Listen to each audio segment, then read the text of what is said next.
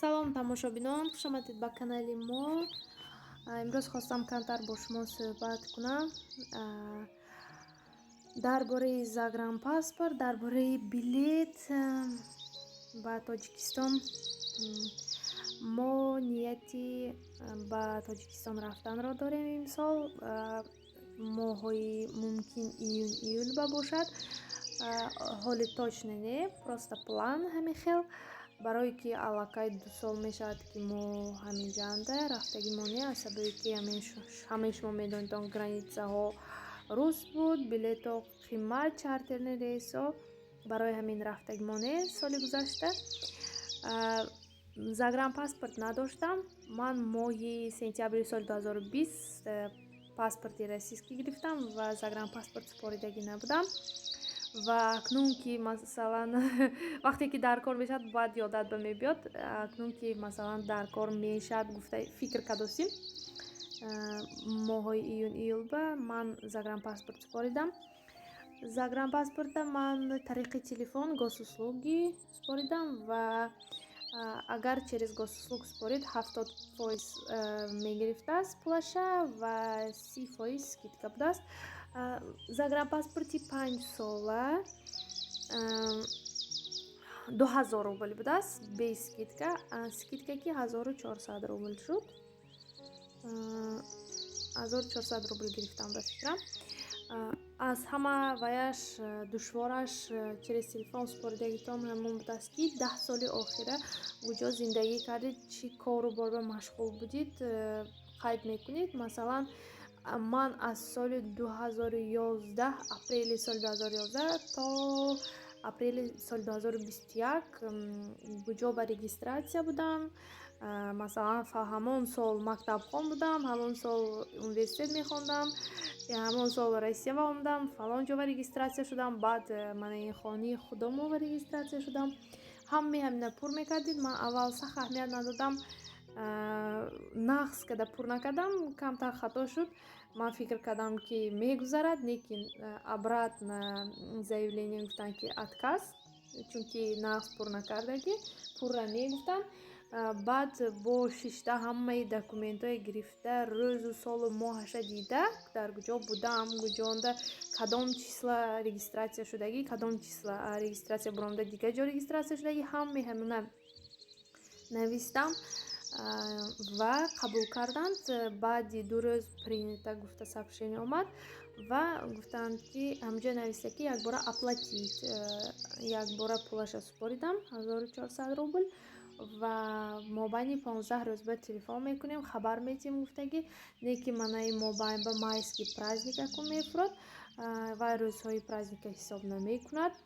бо тем боле приказ буромда ки 1 май то 10 май праздник шавад гуфта. ба фикри ман охирои май ба тайёр мешавад загранпаспортам. хаймо сахт саросема нею. нархҳои билета гуфтани будам. нархҳои билет беҳад қиммат. Намедонам шаҳрҳои шумо ва чӣ хел. Масалан мегӯн шаҳри Москва, аз Москва Душанбева арзон 9000 10000 мегӯн, ё ки Ташкент баям ҳамихел арзон мегӯн. неки аз шаҳри мо қиммат. фақат ош ки бурафта мешавад, яъне қирғиз, ош ба 18000 ва барои кӯдакои аз 2 сола боло ба фикрам, ё аз 3 сола боло буд, агар хато накунам, аз 3 сола боло аллакай 75% мегиранд. ин аллакай 14000 мешад. агар 18500 манба билет бошад, барои кӯдако 14000 мешад. боз аз ош хуҷанд ба рафтан дар кор. ҳамин хел фикранда ман ки ман дутта кӯдаки майдаки пересадка ки метонам наметонам мерафта, лекин ҷудо ҳам вай шудим, зиқ шудим, северанда, хунуканда меваҳои Тоҷикистона ёд кардим. тамошобинон, баъде ки хабарҳои нохуша шунидаем мобайни Тоҷикистону Қирғизистон, бовар кунед рафтанам страшне через ош. фақат аз шаҳри Нижневартовск ош ба мерафт одамо ва аз ош хуҷанд ба мефуромад. дигар хел выход ба хиёлам нест. акнун намедонам чӣ кор мекунем. Раҳо кушодагию ба ҳар нав все равно страшне одам бо кӯдакои майдаки. барои ҳамин аз шумо пурсам гуфтам ки ба қарибӣ бурафтагӣ ё хешатон шиносатон тарифи хуҷанба бурафт чанд пул ки бурафт шароитҳои роҳ чӣ хел бурафтам мебуравим. боз як проблемаи асосӣ омаданаш одамо 10,000 13,000 сомон ки он достаи будааст. рости гап ҳамин касал омад, ҳамин коронавирус шуд, халқ ба душвор шуд, халқи оддӣ бисёр азоб кашидааст. нархҳо баланд шуд, нархҳои продукта баланд шуд. анакнун билетҳо анаи хел намедонам кай ба нағз мешавад.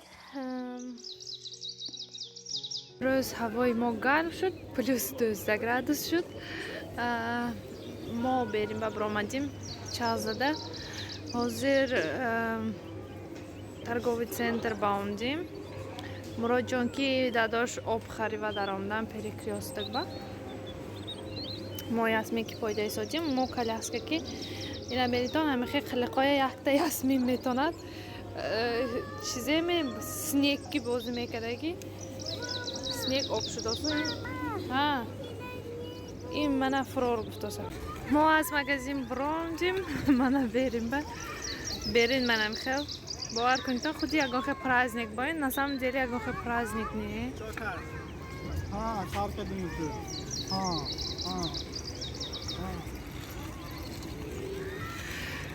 всего лишь ҳаво гарм шудаги ҳамин инҷа ҳамин ҳаво гарм шавад худаш ит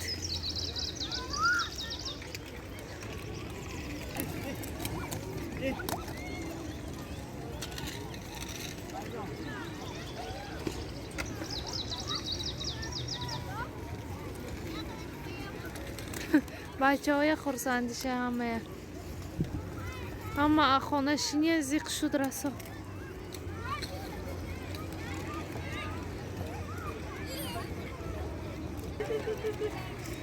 ясмин ясмин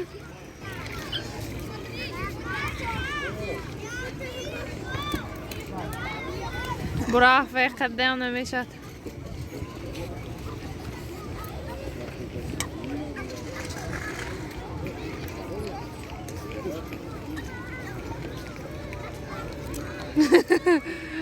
Ой.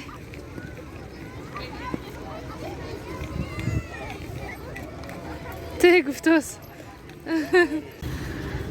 Мана ин ҳама очират сладкая ватава модзе мегуфтим, пахтақан мегуфтим. Инҷа фурӯхтаст. Ҳамқа одам очират истодааст. Ҳама ми якта вайба. Сладкая ватава. Инҷа ясмин гира кадост. Дадош ки муроҷон очратанда. Сейчас нам подожди. Сейчас вот. Покажи возможность. Сейчас тебе хорошо? Потому что заканчивается. Не Заканчивается, смотри, сколько сахара. У меня еще целый пакет сахара. Пока сахар девочкам уступать надо. Выбирай пальчики там. Такой светильник. Ҳамаша нарасад. Одну тут просто возьмем. Сильно ты сказал? Да, я уже слышала.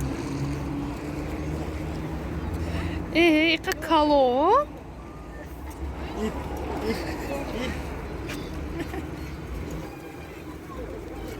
Ясмин.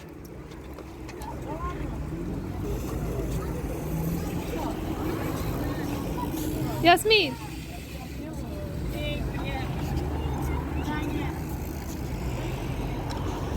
Возьми. Спасибо.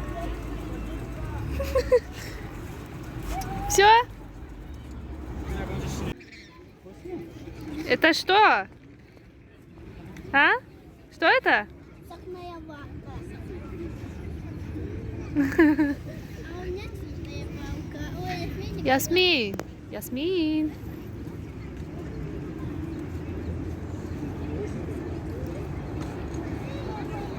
а я можно пойду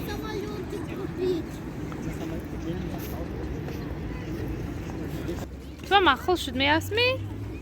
خور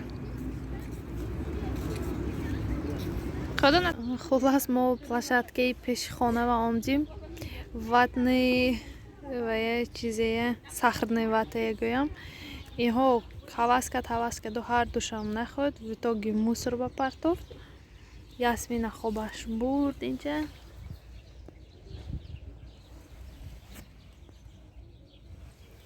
хо рафтаст мардако заниматся кадоз